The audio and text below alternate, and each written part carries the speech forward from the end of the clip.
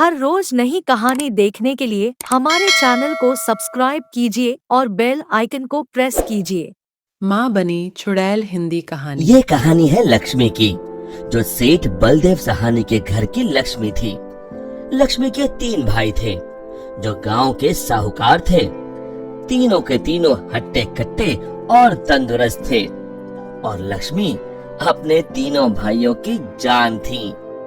जब लक्ष्मी 18 वर्ष की हुई, तो सेठ जी ने लक्ष्मी के विवाह के लिए घर में पंडित जी को बुलाया।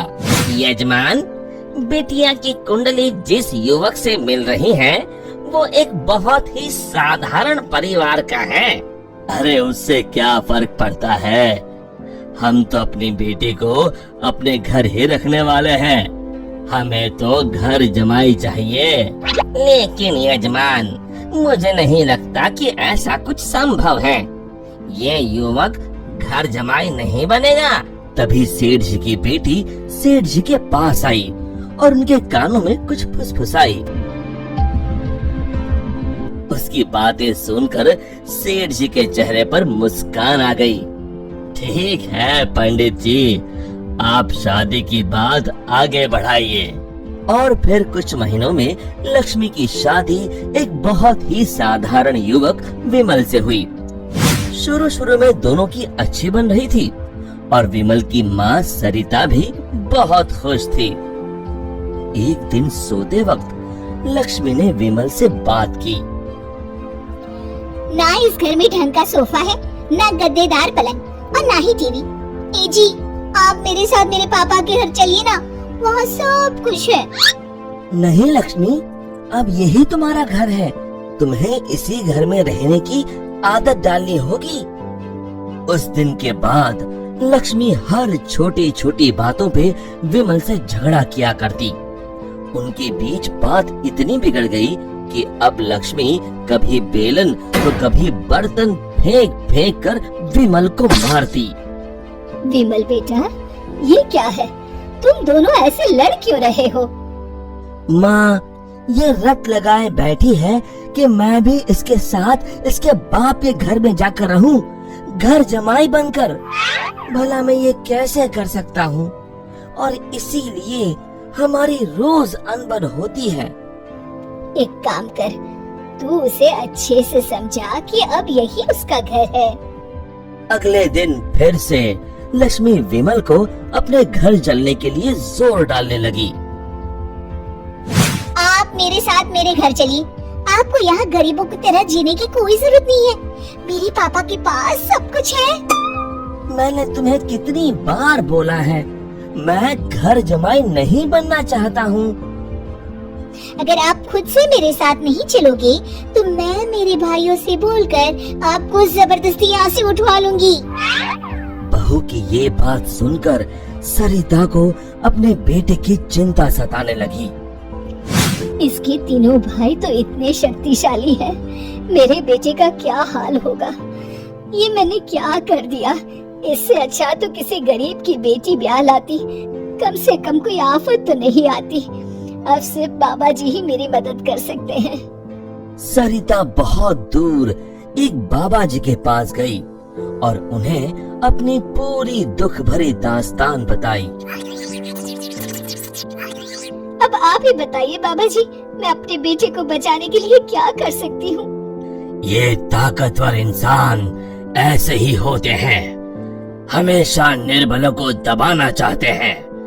अब सिर्फ गुफा में रहने वाली डायन ही तुम्हारी मदद कर सकती है। सिर्फ वही तुम्हें ताकतवर बना सकती है, जिससे तुम अपने बेटे को बचा सकती हो। बाबा जी, मुझे ये डायन कहाँ मिलेगी? वो उत्तरी दिशा में मिलेगी, लेकिन उससे मिलने से तुम्हारे प्राण भी संकट में आ सकते हैं। अपने बेटे की जान बचाने के लिए मैं कुछ भी कर सकती हूँ। सरिता उत्तरी दिशा में निकल पड़ी और गुफा तक पहुँचते पहुँचते उसे रात हो गई। कोई है यहाँ? क्या आज एक इंसान यहाँ खुद चलकर आया है? जल्दी मेरा खाना बनने। मैं आपसे मिलने आई हूँ। मिलने? मुझसे? हाँ। वो भी खुद चल के? बताओ बताओ क्या बात है? सरिता ने डायन को अपनी कहानी सुनाई।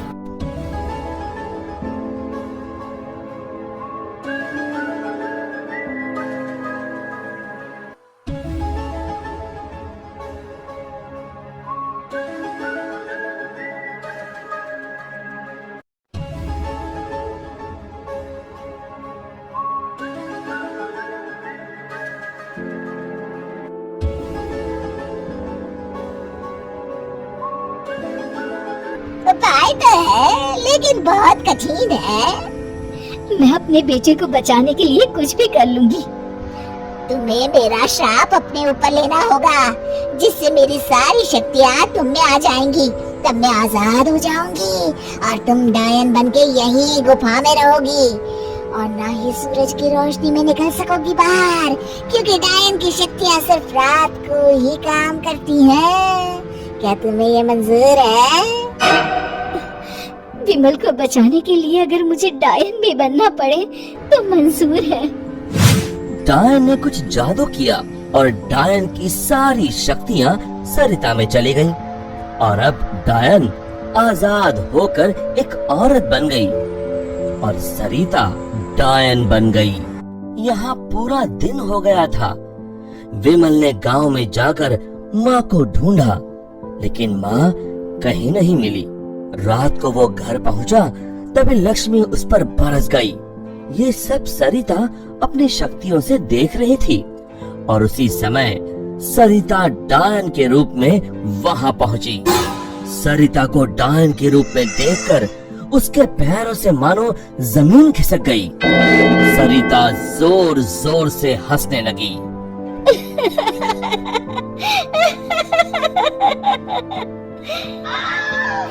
आलतू जलालतू आई बला को टालतू, आलतू जलालतू आई बला को टालतू, आलतू जलालतू आई बला को टालतू, आलतू जलालतू आई बला को टालतू, आलतू जलालतू आई बला को टालतू। जैसे तैसे रात को लक्ष्मी सो गई और सुबह होते ही अभी अपने भाइयों को बताती हूँ कि आपने मुझे बेलन से मारा। लक्ष्मी दरवाजे से पांव बाहर डाल ही रही थी कि सरिता ने अपने हाथ लंबे कर कर लक्ष्मी के पांव पकड़ लिए। अब तुम इस चौखट के बाहर बिल्कुल नहीं जाओगी। एक बार फिर से लक्ष्मी बेहोश हो गई। अब जब भी लक्ष्मी कुछ बेतुका करने जाती थी, सरिता बीच में आकर अपने बेटे को बचा लेती और बेचारी लक्ष्मी डायन से डरकर घर के कोने में दुबक कर बैठी रहती।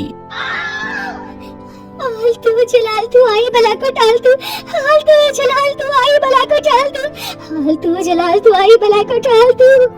विमल दिन रात अपनी माँ को याद करके रोता। तू कहाँ है माँ? कहाँ चली गई मुझे छोड़ के?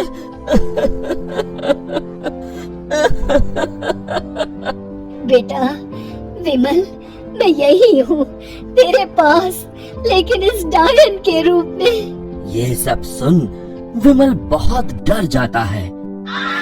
डर मत बेटा, बस मुझसे तेरा दुख नहीं देखा जा रहा था, इसलिए मुझे ये सब करना पड़ा। ये सब पीछे खड़ी लक्ष्मी सुन रही थी।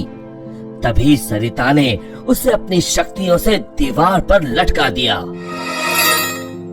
जा रही हूँ, मगर एक बात समझ ले, मेरे बेटे को परेशान करने की भी तूने या तेरे घर वालों ने सोची तो मैं यहाँ फिर आ जाऊंगी।